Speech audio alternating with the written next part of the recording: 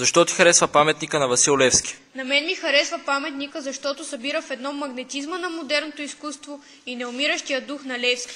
Той е любимо на всички граждани в Кърджали не само защото е на централно място в града, а и защото буди у всеки патриотичен дух и гордост, че сме потомци на апостола. Защо ти харесва паметника на Васил Левски? Делото на апостола Васил Левски вдъхновява поколения. Въпреки това, че съм от друг град, паметникът на тази свята личност ми е любимото място в град Кърджали. Построен в центъра, той е станал емблема на града. Тук се срещаме предимно млади хора, привлечени от неговото свято дело в полза на Отечеството. Защо се възхищаваш на Васил Левски? Смятам, че Левски трябва да бъде пример за всеки един българин и всеки трябва да носи поне една малка частица от него и жертвоготовността му в името на родината. Той е отдал всичко в името на една кауза – свободна България. За съжаление, не е доживял да види резултатът от тази кауза, а именно освободеното му отечество. За мен той е най-великият българин.